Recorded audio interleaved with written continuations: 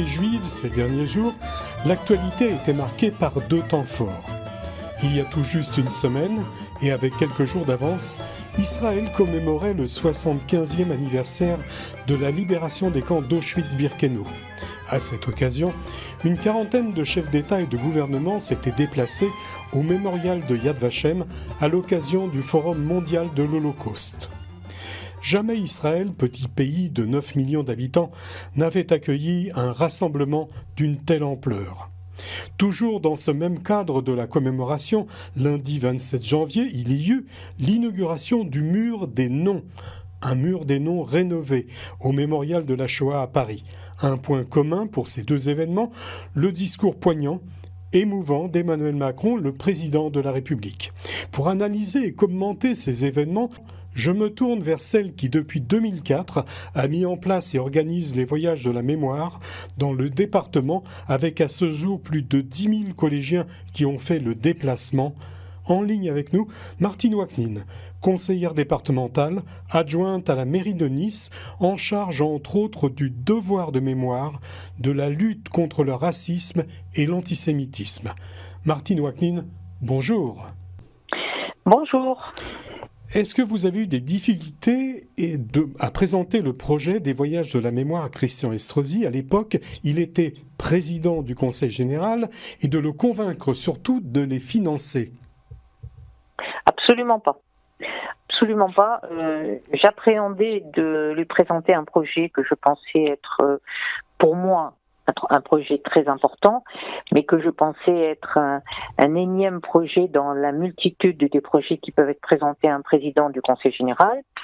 Je n'étais d'ailleurs pas sûre du résultat, mais il m'a tout de suite répondu qu'il s'était rendu à Auschwitz et qu'il n'était plus revenu le même. Et il s'est engagé, puisqu'à l'époque, quand je l'ai rencontré, il était vice-président du département, il s'est engagé lorsqu'il serait élu, puisqu'il devait se présenter à la présidence, à en faire un des projets phares de son mandat, et ce que ce soit une des premières décisions qu'il prendrait. Et il a tenu parole, puisqu'il a fait voter à l'unanimité de son conseil, donc opposition comprise, les voyages de la mémoire, le financement intégral par le département des voyages de la mémoire. À l'époque, cela représentait 10 voyages par an, soit un budget d'à peu près 1 500 000 €, ce qui est énorme. Je crois qu'à l'époque, c'était unique en France. Aujourd'hui, de nombreux départements le font, mais à l'époque, il y a plus de 16 ans, c'était unique. Et il a eu ce mérite, il a été suivi dans son exemple par Éric Ciotti et par Charles Chinesi. Aujourd'hui, il y a à peu près 3 à 4 voyages. Évidemment, pour des questions budgétaires, tout est réduit, mais les voyages continuent et vraiment, je n'ai eu aucune difficulté à faire accepter ce projet, qui était un projet du CRIF qui me tenait à cœur, qui était un projet dont j'avais parlé avec Serge Klarsfeld, mais il fallait vraiment qu'il y ait l'adhésion de l'inspection d'académie, qui a totalement adhéré, des enseignants auxquels je rends hommage, mais surtout, évidemment, de la volonté politique de le faire, et Christian Estrosi a eu cette volonté. Martine Waknin, une question très simple.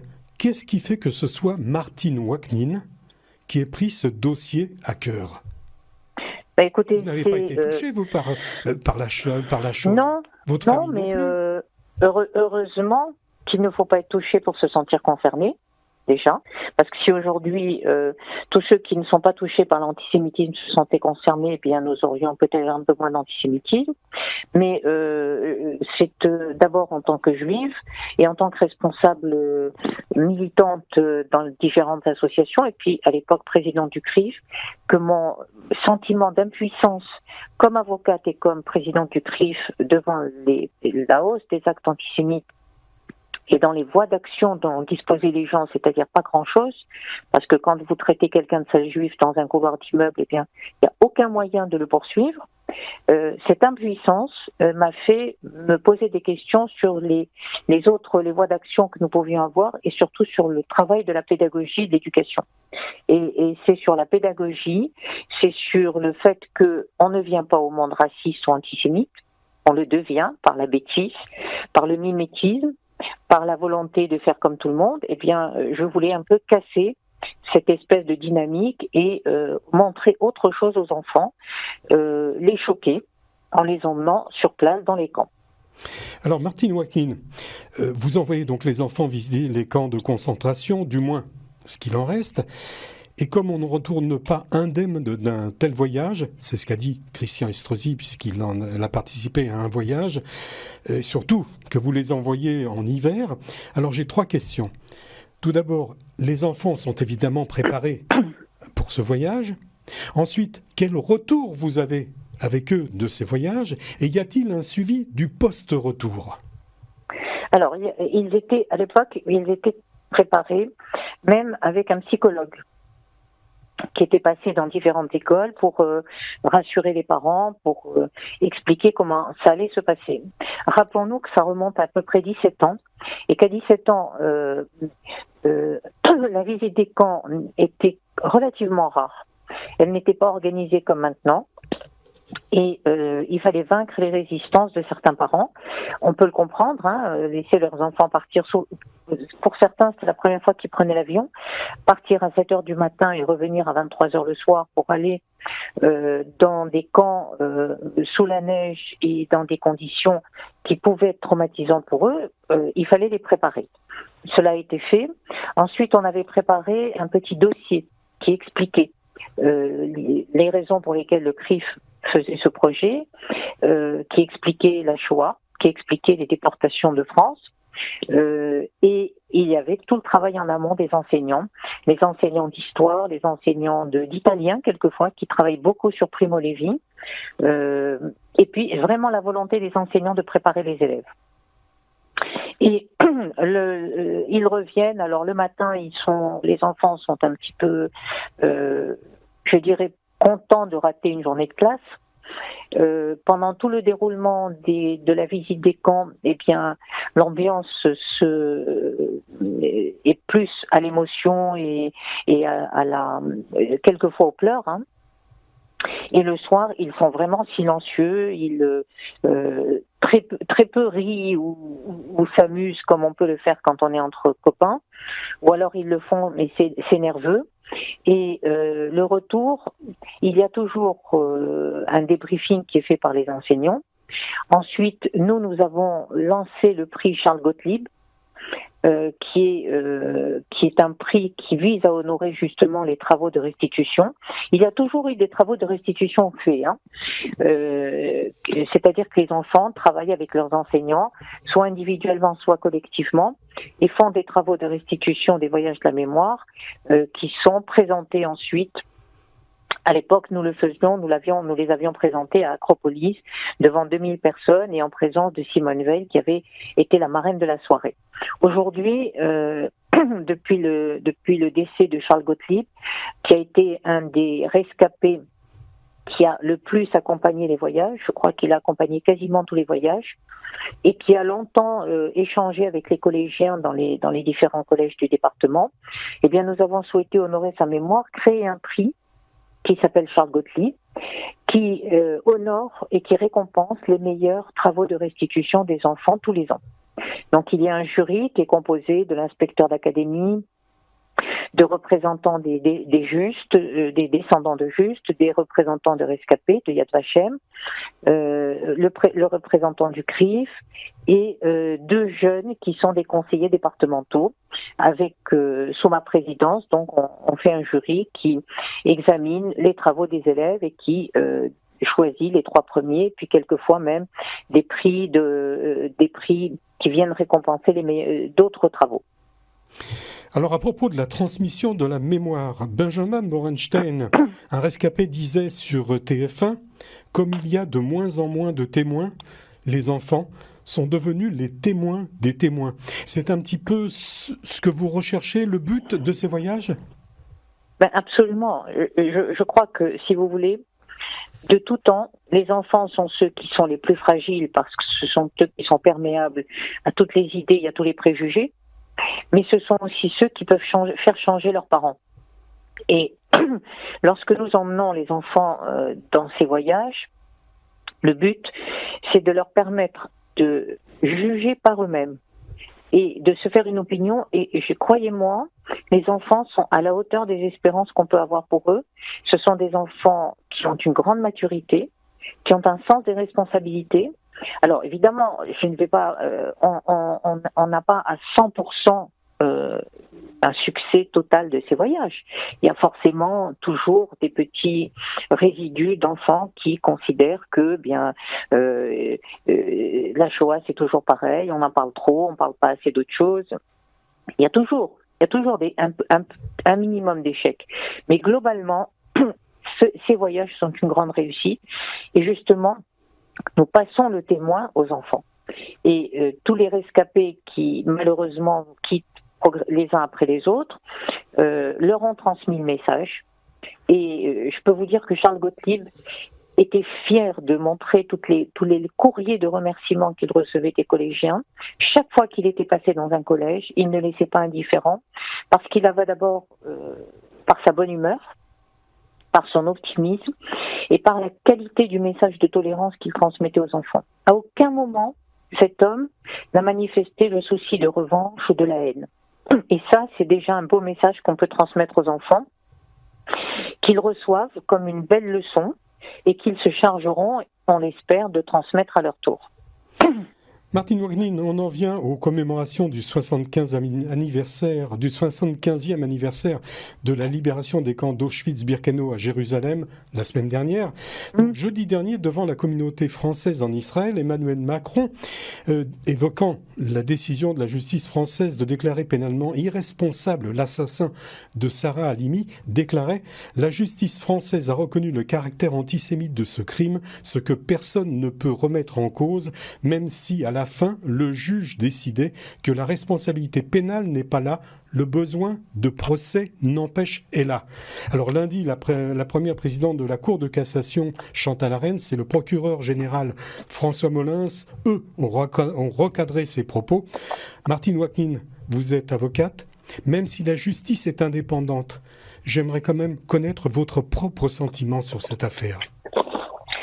Écoutez, d'abord, il y a un appel, donc j'ose espérer que il y aura ça sera abordé dans un sens différent. Ensuite, en tant que juriste, je suis un peu choquée par la décision qui a été rendue, même très choquée, parce que on ne peut pas considérer que la prise d'une substance telle que le cannabis soit une circonstance aggravante dans certains cas et qu'elle devienne une circonstance exonératrice dans d'autres cas. Citez un exemple simple.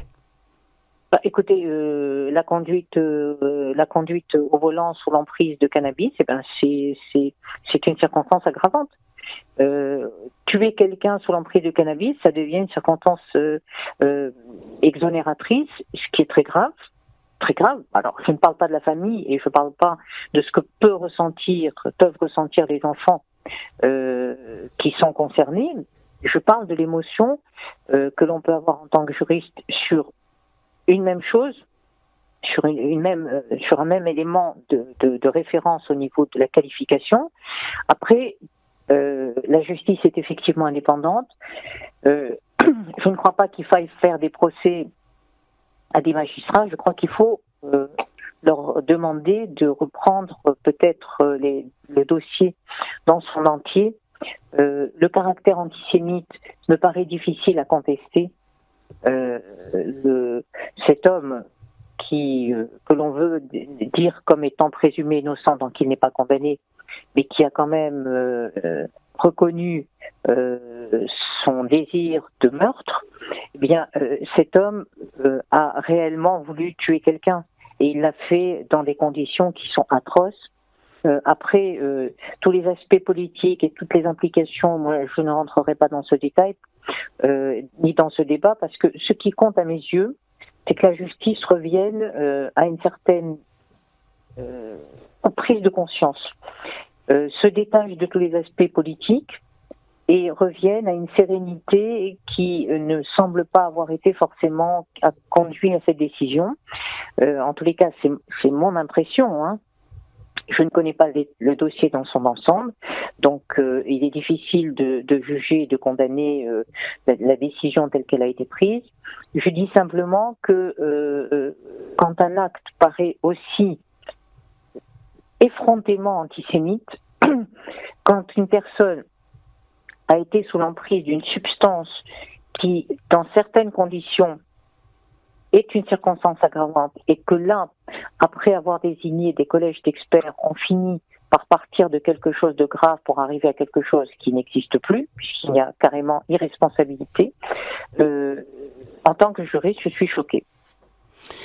Martine Mocnin, on en vient à ce qui se passe actuellement dans la société, quand on sait que les actes antisémites en France en 2018 sont en hausse de 74%, ils sont passés, selon les données du ministère de l'Intérieur, de 311 en 2017 à 541.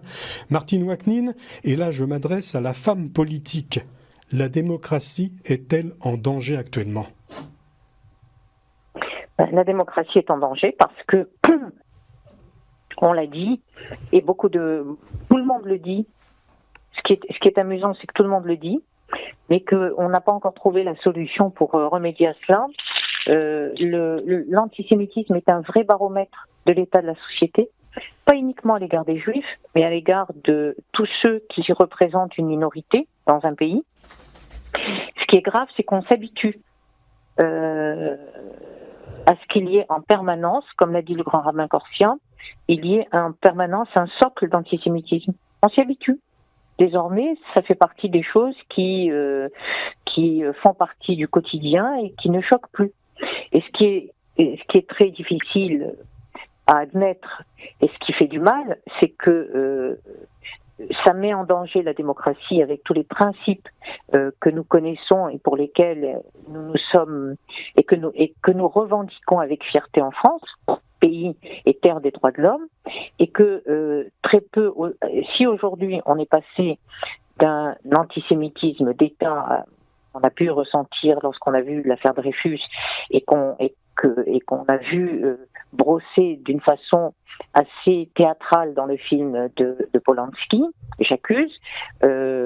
Aujourd'hui, on peut considérer que tous les organismes et toutes les structures d'État réagissent, condamnent et prennent des dispositions, donc on n'est plus du tout au même niveau. En revanche, l'antisémitisme ne choque personne dans la rue. On a un sentiment de solitude et on a l'impression qu'il y a une indifférence générale et que c'est quelque chose dont, à la limite, on n'a pas envie de parler. Je vais vous citer un autre passage du discours du président de la République à Yad Vashem la semaine dernière. « Sans doute avons-nous raté quelque chose. Il nous faut être lucides pour que tant de nos enfants puissent aujourd'hui croire ce qu'ils croient, replonger dans l'abjection des pires préjugés et nourrir des haines que nous pensions avoir fait disparaître. » Martine Mocnin, où, selon vous, se situe le problème, le raté ? Au niveau de la société, des gouvernements actuels et précédents, de la laïcité, de l'éducation, de la police, de la justice ou du discours de certains hommes politiques ? Écoutez, je ne vais pas faire un inventaire des attitudes des uns et des autres. Je crois que les ratés se situent déjà au niveau du quotidien, dans la cellule familiale. Je pense que dans la cellule familiale, le manque d'autorité, le manque de discours interdisant à des enfants de répéter certaines choses. Alors encore faudrait-il que les parents ne le fassent pas, hein, mais je parle de la cellule familiale parce que elle est le tuteur de l'éducation des enfants. Déjà au sein de la cellule familiale, quand on a des parents qui ont un discours sain, eh bien, ces parents devraient avoir de l'autorité pour empêcher leurs enfants de répéter certaines choses. Que l'on dise, d'ailleurs, sale noir, sale musulman ou sale juif. Hein. Je pense que c'est au niveau de la qu'il faut faire la chasse à toutes les réactions racistes et à tous les réflexes qui s'accrochent à des préjugés. Ensuite, évidemment qu'il y a des hommes politiques. On en a un qui en a fait son son cheval de bataille, et on l'a vu hier dans l'émission dans la très belle émission qui est passée sur Antenne 2 sur l'antisémitisme. Eh bien, un homme comme Mélenchon met de l'huile sur le feu en permanence. En permanence, il mélange antisémitisme et antisionisme, et il le fait volontairement parce que c'est la même chose. Là, c'est le seul point sur lequel on peut dire qu'il a raison, c'est que c'est la même chose. Lorsqu'il attaque l'État d'Israël en estimant qu'il ne doit pas exister, et lorsqu'il considère que les Juifs sont des suppôts sionistes de l'État d'Israël, bien de toute façon, lui, il a un discours antisémite. Il a des émules, et puis on a tous ces pseudo-humoristes qui gagnent leur vie en diffusant des préjugés, en niant la Shoah et en ayant des attitudes scandaleuses qui devraient être condamnées, mais que l'on ne condamne pas au nom de la sacro-sainte liberté d'expression. Et bien voilà, ça ce sont des discours. Et puis vous avez tous les discours aujourd'hui, je dirais islamo-gauchistes, qui font autant du mal aux musulmans modérés et aux musulmans qui sont parfaitement intégrés à la République, que les gauchistes qui cherchent à déstabiliser la société, comme on le voit dans les manifs, les différentes manifs des Gilets jaunes, ou en marche des manifs, eh bien, ils cassent tout et ils veulent détruire tout simplement la démocratie. C'est un amalgame de tout cela. C'est une grande salade de tous ces ingrédients qui chaque fois se nourrissent d'antisémitisme. Martine Wacklin, pour terminer, ma dernière question concernera la communauté juive. On l'a vu tout à l'heure, les actes antisémites sont en hausse constante, et à moins d'une prise de conscience nationale et internationale, malheureusement, ils continueront à progresser. Alors c'est à l'ancienne présidente du CRIF que je m'adresse actuellement. Martine Wacklin, y a-t-il un futur en France pour les Juifs, ou y a-t-il en France un futur pour les Juifs de France? Écoutez, tout dépend de la vision que l'on peut avoir du verre à moitié vide ou à moitié plein. Moi, je veux considérer qu'il y a encore un futur pour les Juifs de France, pour les Juifs en France. Parce que d'abord, ils font partie intégrante de cette civilisation, de ce pays. Ils ont beaucoup apporté à la France, aussi bien comme défenseurs, et beaucoup de Juifs ont été des soldats et ont été des résistants, que comme contributeurs à la vie tout simplement de ce pays, que ce soit sur le plan économique ou que ce soit sur le plan des valeurs. Je trouverais vraiment dommage et très regrettable que les départs augmentent. Je trouve que c'est une décision qui est une décision lourde, difficile, qui est très courageuse quand les gens s'en vont, quand ils quittent le pays dans lequel ils ont vécu, où ils avaient l'intention de développer leur futur et l'avenir de leurs enfants. Moi, je continuerai à me battre pour que l'on puisse... Je le ferai avec lucidité. Je ne me mettrai pas d'œillères. Et je ne pense pas qu'il faille en arriver à être aveuglé absolument en disant non, il n'y a aucun problème, tout va bien. Non, je crois qu'il faut admettre la situation telle qu'elle est. Il faut faire face. Il faut continuer à se battre. Je pense qu'il faut absolument continuer à se battre, à sensibiliser autour de nous les gens qui ne sont pas concernés au premier plan, parce qu'ils ne sont pas juifs, mais qui sont concernés parce qu'ils sont français, parce que la démocratie est en danger. Et je pense qu'il faut continuer à se préserver un avenir en France. Martine Wacklin, merci. Je vous en prie. Pour la partie magazine de ce Judaïcan, je recevais en ce vendredi matin Martine Wacklin, conseillère départementale, adjointe à la mairie de Nice, en charge entre autres du devoir de mémoire, de la lutte contre le racisme et l'antisémitisme, qui a bien voulu répondre à mes questions.